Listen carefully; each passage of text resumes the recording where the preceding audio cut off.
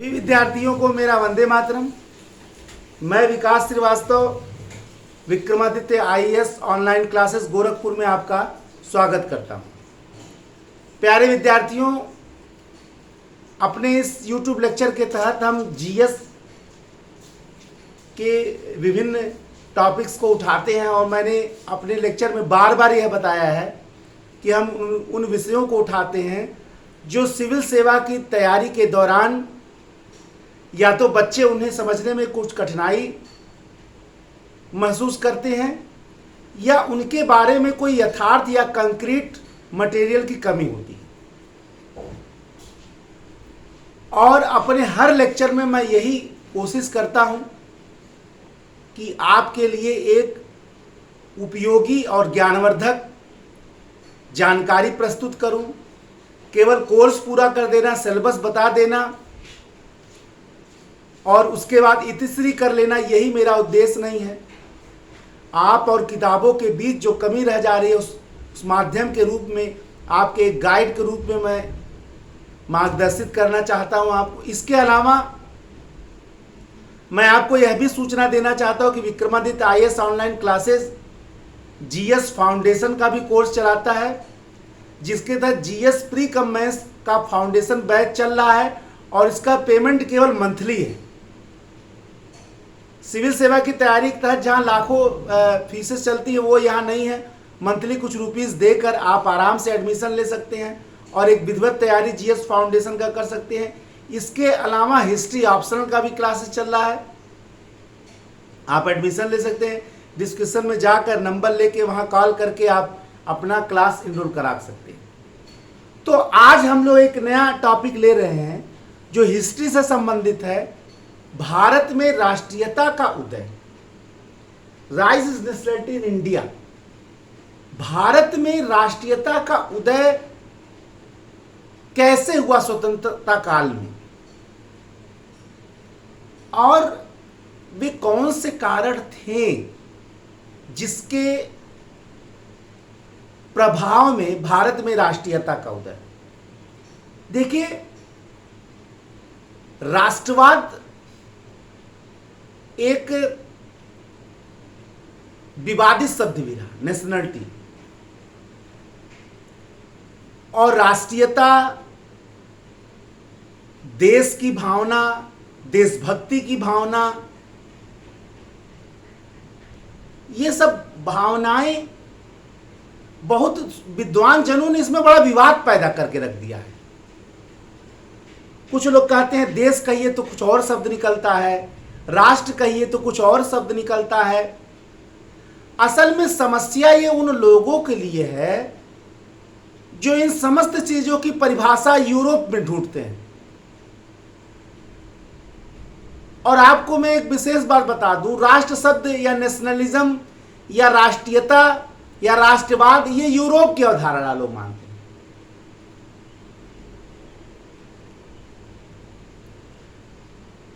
और कहते हैं अखंड भारत की संकल्पना, जो राष्ट्रीयता का उदय हुआ या राष्ट्रवाद का जो उदय हुआ, ये कहीं यूरोप से भारत में आया। ऐसे लोगों से मैं ये जानना चाहता हूं, यदि चंद्रगुप्त मौर्य ने समस्त भारत को जीतकर एक अखंड भारत का निर्माण किया था, तो क्या उसके अंदर राष्ट्र का भावना नहीं था क्या? भारत खंडे जम्बू द्वीपे आर्यावर्ते, क्या ये शब्द जो हम बोल रहे हैं, क्या ये शब्द कहीं भारत को एक देश होने की संकल्पना नहीं बताते क्या? क्या हम यूरोप कहीं राष्ट्रवाद की परिभाषा को भारत में राष्ट्रीयता के उदय का आधार मानेंगे? हमारा राष्ट्रवाद यूरोप का राष्ट्रवाद नहीं कि सबको एक रंग में रंग दिया जाए। हमारा राष्ट्रवाद यूरोप का राष्ट्र नहीं है कि कुछ जातियां दूसरे जातियों पर शासन करने के लिए पैदा हुई थी।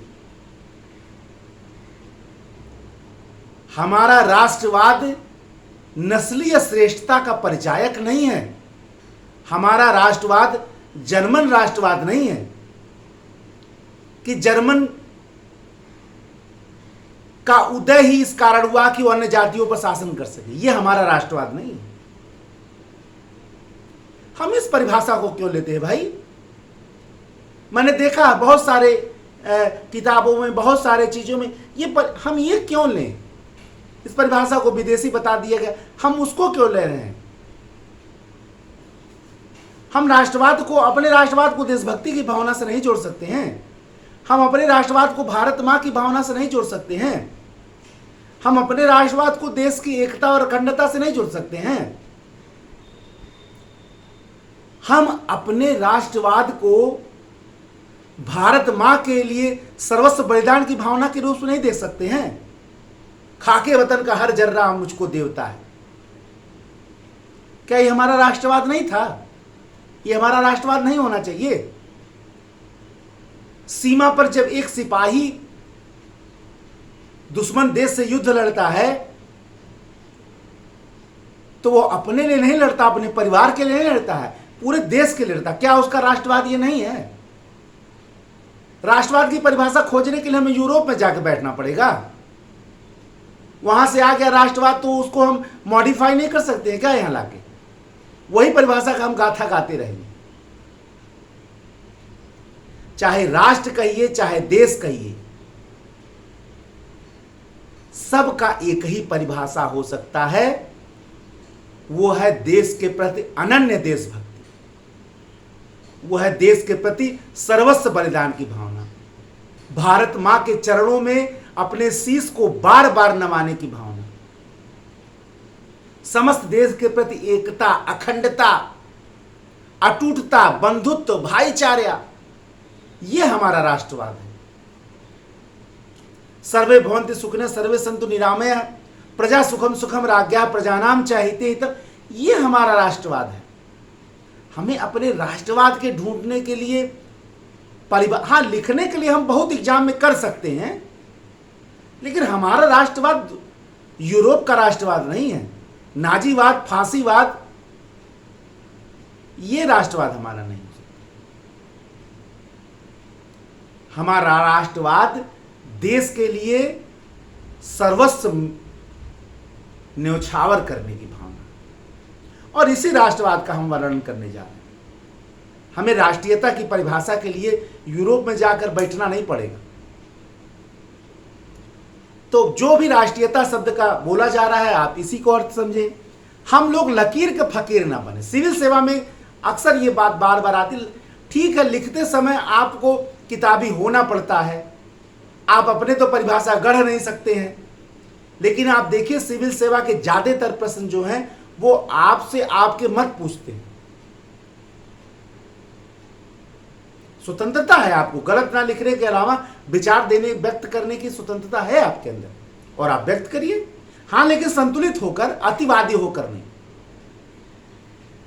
तो भारत में राष्ट्रीयता का उदय कैसे हुआ? कैसे यह माना गया कि पूरा भारत राष्ट्र एक है? कैसे यह माना गया कि केवल यूपी के आज़ादी की लड़ाई नहीं होगी, केवल महाराष्ट्र की आज़ादी की लड़ाई नहीं होगी, केवल बंगाल की आज़ादी की लड़ाई नहीं होगी, अपितु समस्त देश के आज़ादी की लड़ाई एक होगी? ये भावना कहाँ से आई? पूरा भारत एक है, पूरा भारत उत्तर दक्षिण पूर्व पश्चिम में नहीं बटा है, जाति धर्म भाषा के क्षेत्र में नहीं बटा है, अपितु समस्त भारत एक है। ये भावना आई कहाँ से? और जब आज़ादी का लड़ाई प्रारंभ हुआ तो इस पूरे भारत को आज़ाद करने की प्रक्रिया की जो भावना थी, यानी भारत माँ, वंदे मातरम सुजलाम सुफलाम, जब बंकिम चंद्र चटर्जी ने वंदे मातरम शब्द का प्रयोग किया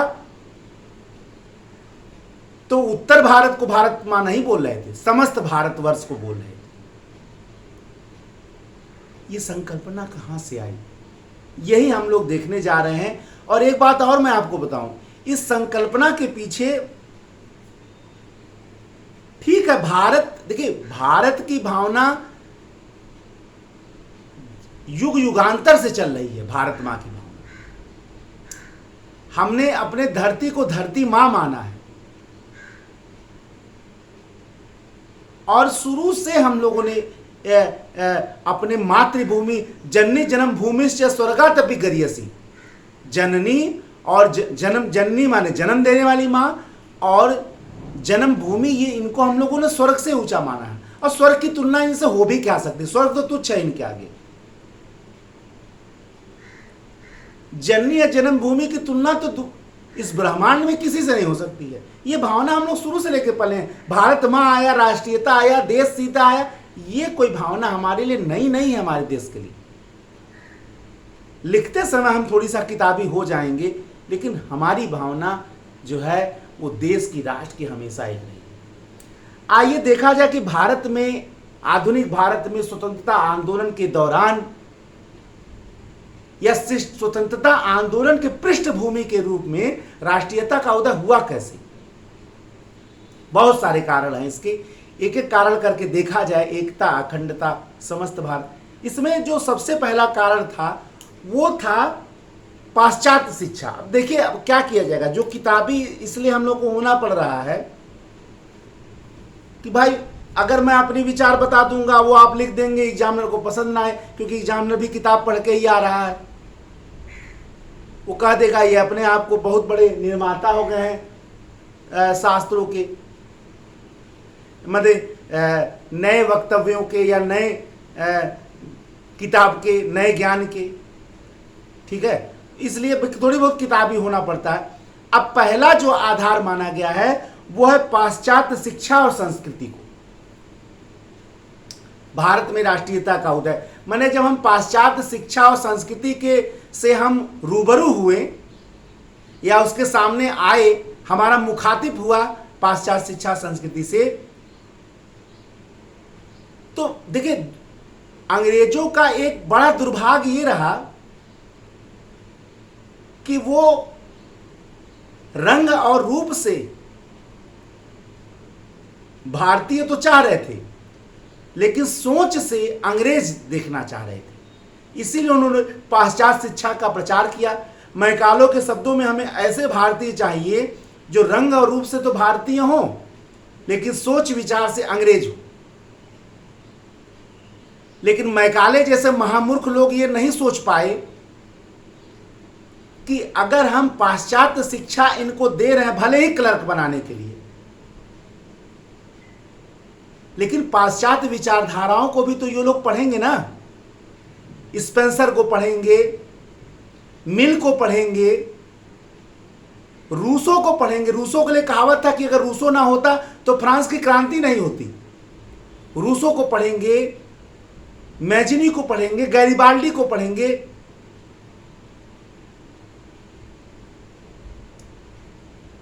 अमेरिका के स्वतंत्रता आंदोलन को पढ़ेंगे, उनको प्रेरित करने वाले विचारकों को पढ़ेंगे।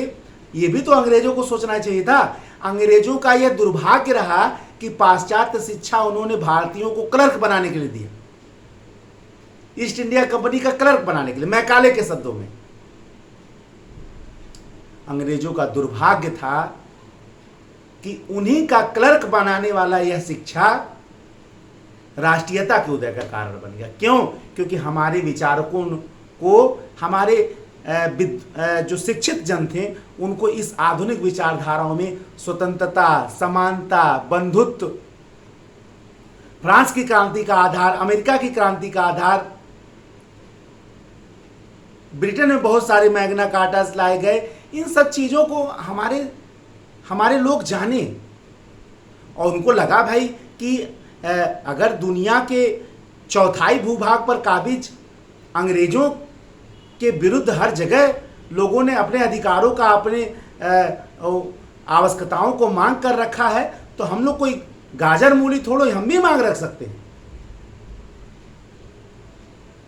और अगर ऐसे ऐसे राज्य जहां, ऐसे ऐसे देश जहां 300-400 राज्य थे, छोटे छोटे सामंतवाद में देश बटा हुआ था, अगर वो एक हो सकते हैं, चाहे जर्मनी हो चाहे फ्रांस हो, तो हम लोग क्यों नहीं हो सकते हैं?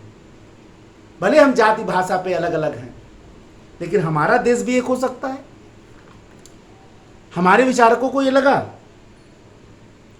तो उन्हें ये लगने लगा कि नहीं भाई, पाश्चात्य शिक्षा लेने के बाद उन्हें ये लगने लगा नहीं, समस्त भारत एक है और स्वतंत्रता, समानता, बंधुत्व, भ्रातृत्व, भाईचारा, ब्रदरहुड, ये सब भी हमारी अवधारणा हो सकती है।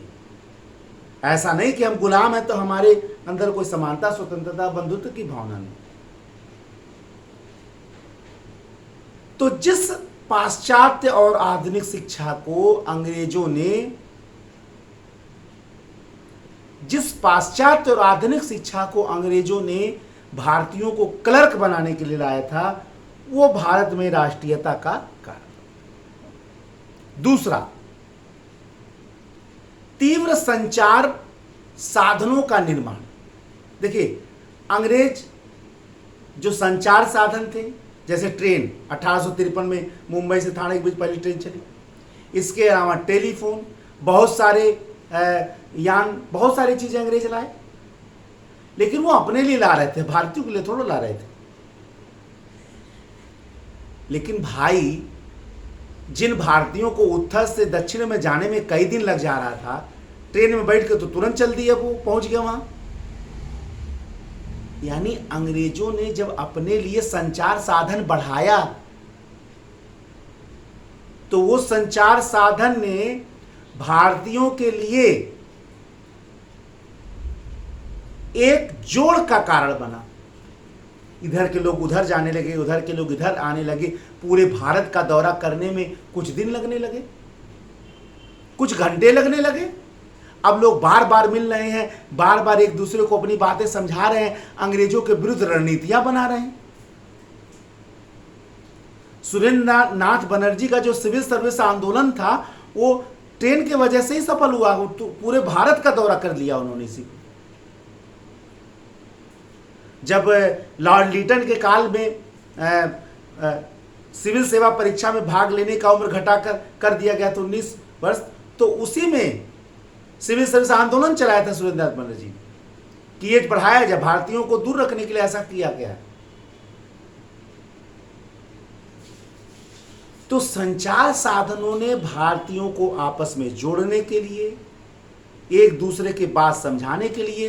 अच्छा, एक बात और है, अभी तक मान लीजिए केरल का व्यक्ति मलयालम बोल रहा था, तमिलनाडु का व्यक्ति तमिल बोल रहा था, आंध्र प्रदेश का व्यक्ति तेलुगु बोल रहा था, उत्तर प्रदेश वाला हिंदी बोल रहा था। न उसका तेलुगु समझ पा रहा है, न उसका हिंदी समझ पा रहे हैं, लेकिन अंग्रेजी तो दोनों समझ रहे हैं ना।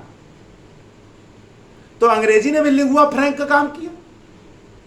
देखिए, दूरी का काम तो ट्रेन आदि बहुत सारे साधन दूर कर दिए, और जो संपर्क भाषा में टूट का कारण था, वो अंग्रेजी ने दूर कर दिया। अंग्रेजों का यह दुर्भाग्य रहा कि जिन चीजों को वो भारत के विरुद्ध लाए थे, वो भारतीयों के सपोर्ट का काम कर लिया,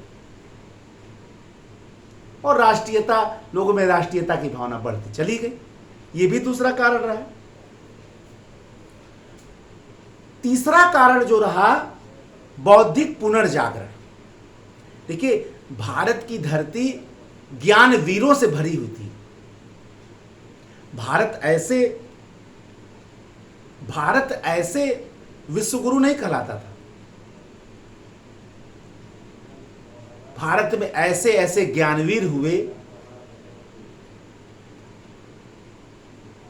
ऐसे ऐसे प्रकांड विद्वान हुए, जिन्होंने पूरी दुनिया को अपने ज्ञान का लोहा बनाया। और इन ज्ञानवीरों ने दो काम किया। पहला, दुनिया को बता दिया कि भैया, भारत सांप और सपेरों का देश नहीं है। जो तुम समझ रहे हो कि भारत सांप और सपेरों का देश है, ये पहले भूल जाओ, पहली बात। दूसरी बात, हम भारतीयों में विदेशियों को यह बताया कि भैया, तुम भारत को सांप और सपेरे देश मत समझो। क्योंकि अंग्रेज जब भारत में आए, जब यूरोपी भारत में आते थे, तो भारत का आलोचना करते थे कि भारत सांप और सपेरों का देश है। इसीलिए यूरोपियन होटल के बाहर लिखा रहा था, Indians and dogs are not allowed. कुत्तों और भारतीयों का अंदर आना मना है। अब सबसे बड़ी बात तो यह थी कि भाई, कौन हनुमान जी की तरह जगाए। जामवंत की जरूरत थी ना कि भैया, तुम भारतीय वो हो जिसने पूरी दुनिया को पहली बार ज्ञान का पाठ पढ़ाया, और तुम भूल गए हो। अंग्रेजों के कब्जे में आकर, मुगलों के कब्जे में आकर, तुर्कों के कब्जे में आकर तुम भूल गए कि तुम क्या हो। याद करो भाई, तो याद करने का काम हमारे देश के इन ज्ञानवीरों ने कराया। पहले तो उनको बताया कि भाई भूल जाओ कि हम सांप और सपेरों के देश हैं, तुमसे ज्यादा बुद्धिमान है। और दूसरा कि हम लोगों को बताया भैया तुम लोग वही हो जो किसी जमाने में विश्व गुरु कहलाते थे। और इसमें सबसे पहला काम किया भारत के योद्धा संत स्वामी विवेकानंद। स्वामी विवेकानंद केसरिया ताना बाना पहनकर जब अमेरिका के 1893 में धम्म संसद में पहुंचे, कहा गया भारत से कोई आया बोलने, इसको लास्ट मौका दो, तुरंत मत लाओ, बाद में दो मौका।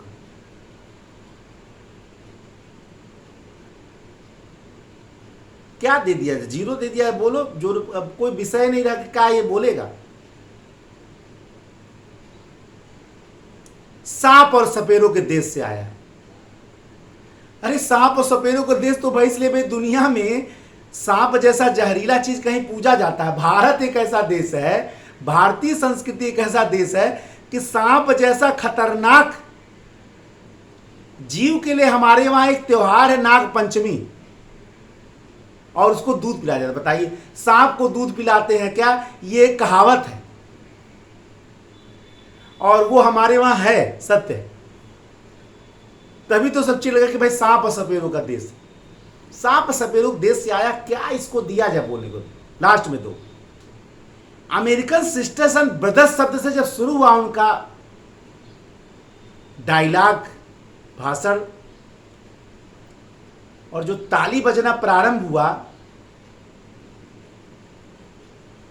काफी समय तक ताली बजता रहा कि लेडीज एंड जेंटलमैन से आगे क्या सिस्टर और ब्रदर्स भी होता है क्या? वो भाई बहन की परिभाषा क्या जाने। अरे अमेरिका में औरत पत्नी पहले बनती है, मां और बहन बाद में बनती है। भारत में औरत पहले मां होती है, बहन होती है, बाद में पत्नी बनती है। ऐसे लोग क्या परिभाषा जाने सिस्टर्स एंड ब्रदर्स की। ये भारत है जहां औरत नारी पहले मां है, उनके वहां लारीज पहले लेडीज है, लेडीज एंड जेंट्स। इसीलिए घंटों ताली बजता चला गया। उन्होंने बताया मुझे गर्व है जिस देश में पैदा हुआ हूं, ये वही देश है जहां सभ्यता पहली बार आई। In your country character, in your country tailor makes a man perfect, but in my country character makes a man perfect. तुम्हारे वहां,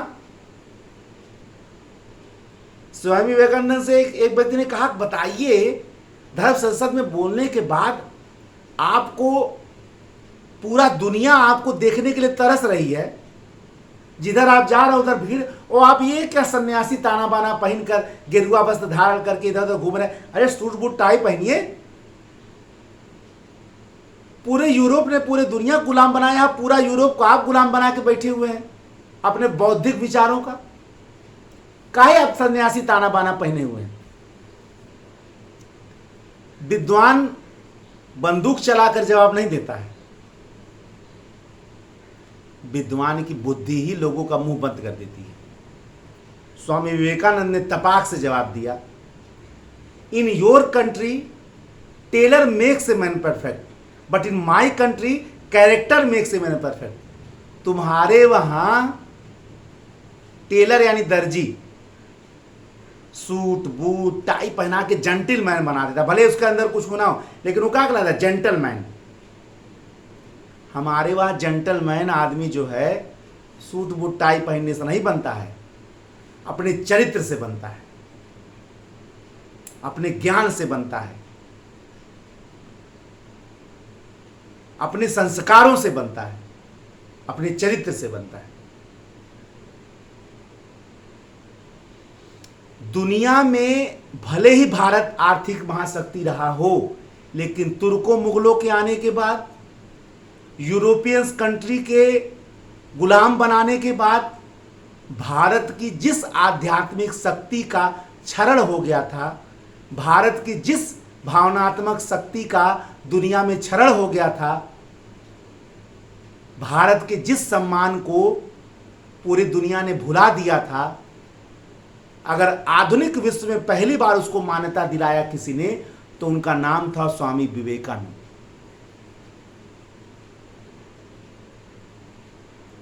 स्वामी विवेकानंद ने ही पहली बार दुनिया के समक्ष बताया कि वह भारत नहीं है जिसको तुम लोग सांप और सपेरों का देश समझ रहे, हम विश्वगुरु हैं। अब आप बताइए कि जिस देश के लोगों को वर्षों से गुलाम बनाकर रखा गया है, उस गुलाम देश का एक सदस्य जाकर पूरी दुनिया में अपने संस्कृति का परचम फहरा रहा है, क्या इससे भारतीयों की भावना में उभार नहीं आया? क्या इससे भारतीय की भावना का मनोबल नहीं बढ़ा? और इसी से राष्ट्रीयता का उदय। अरे भाई बताओ, हम लोग तो भूल गए कि हम लोग इतने बड़े देश हैं, हम लोग तो भूल गए कि इतनी बड़ी संस्कृति है। हनुमान जी को जैसे जामवंत ने याद ले आया, वैसे स्वामी विवेकानंद ने भारतीयों को बताया, भैया तुम कोई साधारण नहीं हो।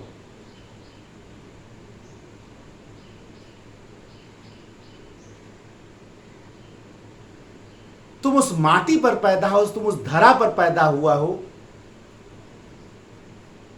जो आदिकाल से अतुलनीय है। इसके बाद राजा राम मोहन राय, दयानंद सरस्वती, स्वामी राम तीर्थ, तमाम ज्ञानवीरों ने भारत की जनता को उनके महानतम संस्कृति से उनका अपने बौद्धिक कथनों के माध्यम से परिचय कराया। और जिस जनता का मनोबल टूट गया था, उस जनता को याद आया, अरे भाई हम लोग क्या गलती कर रहे हैं। अंग्रेजों का ये दुर्भाग्य था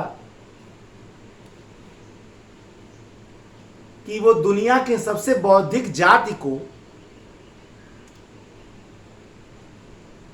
वो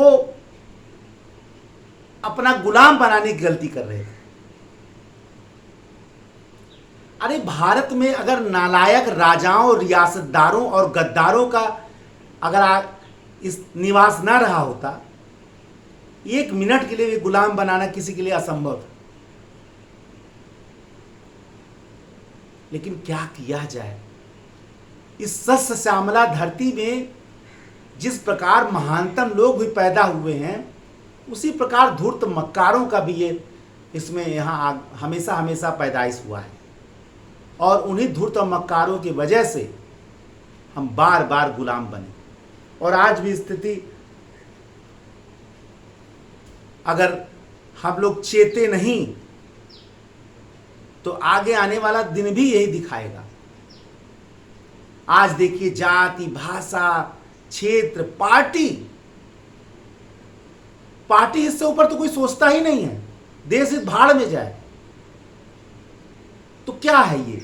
आज भी उसी विभाजन की ओर जा रहे हैं। अरे नालायकों को ये लगता है कि भैया हमारा भला और देश का भला को मतलब नहीं। उन नालायकों को ये लगता है कि अरे देश का भला होगा तब तुम्हारा भला होगा। अफगानिस्तान की स्थिति देखिए ना, आज समान धर्म के लोग ही समान धर्म के लोगों से डरकर भाग रहे हैं। इससे ज्यादा हास्यास्पद और क्या हो सकता है?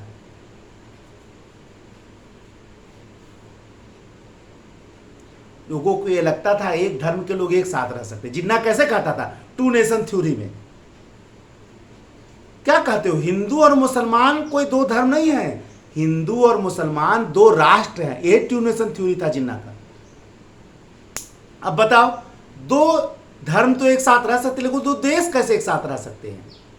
उस जिन्ना के मुंह पर तमाचा अभी पड़ रहा है कि एक धर्म के डर से लोग एक है, दूसरे धर्म, उसी धर्म के लोग भाग रहे हैं तालिबान से। तालिबान भी इस्लामिक है और जो भाग रहे हैं वो भी इस्लामिक है। और धर्म के लोग तो भाई घलुआ वो हैं, लेकिन भाग तो अपने ही धर्म के लोग ज़्यादा रहे हैं। और आश्चर्य की बात है कि अगर तालिबान जबरदस्ती अफगानिस्तान में अपने धर्म के लोगों को न रोके तो पूरा अफगानिस्तान खाली हो जाएगा। किस पर शासन करेगा वो? क्या दुनिया में किसी को बताने के लिए इससे भी बड़ा एग्जाम्पल मिलेगा कि देश समान धर्म के लोगों से नहीं बनता है, देश भावना से बनता है। और वही भावना स्वामी विवेकानंद ने अपने राष्ट्रवाद में और तमाम ज्ञानवीरों ने पैदा की। इसके अलावा कुछ यूरोपीय विद्वान भी थे जिन्होंने राष्ट्रीयता के उदय में, यूरोपीय विद्वान, ऐसा नहीं है कि यूरोपियों में सब भारत को गुलाम बनाने सोच रहे थे, बहुत से यूरोपीय विद्वान थे जिन्होंने भारतीय संस्कृति की समृद्धि सोच को बार बार उजागर किया। जैसे विलियम जोन्स, जिन्होंने एशियाटिक सोसाइटी ऑफ बंगाल की स्थापना की थी और जिसमें उन्होंने तमाम भारतीय संस्कृति के महानतम तत्वों को बार बार लेखों के माध्यम से उजागर किया। इसके अलावा मैक्स मूलर, जर्मन विद्वान मैक्स मूलर ने जो भारतीय संस्कृति को दुनिया का सबसे महानतम संस्कृति बताता था, मैक्स मूलर, इन्होंने ऐसे तमाम विद्वानों ने बार बार भारतीय संस्कृति के बारे में लिख कर भारतीयों को ये बताने का प्रयत्न किया कि भैया तुम किसी साधारण देश के सदस्य नहीं हो, काहे भूल गए हो अपने आप को, याद तो करो। और जब भारतीयों को याद आया तो अंग्रेजों की घंटी बज गई। देखिए, स्वतंत्रता आंदोलन कोई एक व्यक्ति के द्वारा किया गया कार्य नहीं था कि दे दी हमें आजादी बिना खड़क बिना ढाल, साबरमती के संत तूने कर दिया कमाल। ये गाना अपने आप में उन लाखों स्वतंत्रता सेनानियों का अपमान कर देता है जिन्होंने अपने परिवार, भाई बहन, माता पिता को इस देश के स्वतंत्रता आंदोलन के बलिवेदी पर बलिदान कर दिया। दे दी हमें आजादी बिना खड़क बिना ढाल। कितने खड़क चले, कितने ढाल आए, कितने सर कटे। 57 के आंदोलन में जब 57 का संग्राम खत्म हुआ, अंग्रेज जो गांव जो शहर इसमें शामिल थे, पूरे गांव गांव को फांसी देकर लटका के छोड़ दिया गया। महीनों लाश सड़ते रहे। वो दे दी बिना आजादी बिना खड़क बिना ढाल वाला कहावत था। वो महीनों लाश सड़ते रहे, कोई उनको देखने नहीं गया। क्या मजाक करते हैं भाई। स्वतंत्रता आंदोलन एक सामूहिक प्रक्रिया है। एक व्यक्ति को इसका आधार बनाकर हम अपमान कर रहे हैं उन लोगों का। स्वामी चंद्रशेखर आजाद की मृत्यु के बाद उनके माता को डाकू कहा गया। उनके माता को डाकू का पुत्र, आतंकवादी का पुत्र कहा गया। लकड़ी बेचकर बेचारी जीवन चलाती थी। दुर्भाग्य इस देश का है कि जिसका पुत्र अंग्रेजों के मन में एक दहशत बना हुआ था, जो क्रांतिकारियों में शिरोमणि था, उसके मां के साथ ऐसा व्यवहार हो रहा था।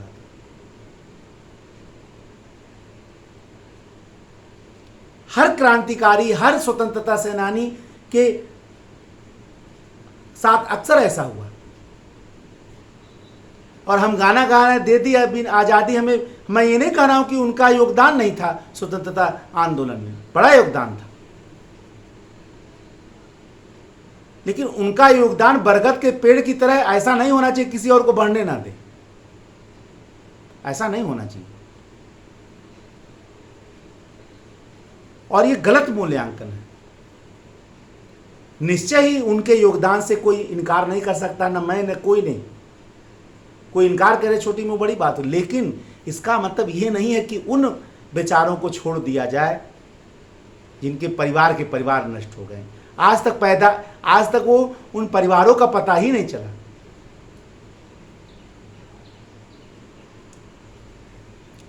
तो इस सामूहिक भावना को उभारने का काम केवल भारतीय विद्वानों ने बल्कि यूरोप के बहुत सारे विद्वानों ने किया। वो भी राष्ट्रीयता के उदय का कारण है। इसके अलावा चाहे वो होटल हो, चाहे वो सरकारी विभाग हो, चाहे वो ट्रेन हो, ट्रेनों में भारतीयों के लिए प्रथम श्रेणी का टिकट था ही नहीं।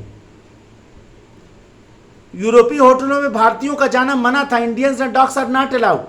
सरकारी वेतनों में वो भत्ता यात्रा भारतीयों को मिलता ही नहीं था जो अन्य लोगों को मिलता था, जो अंग्रेजों को मिलता था। जगह जगह इस समस्त भेदभावपूर्ण भावना में भारतीयों को एक बार सोचने पे मजबूर किया कि अरे भाई, ये तो हम लोग तो दोयम दर्जे को हो गए हैं।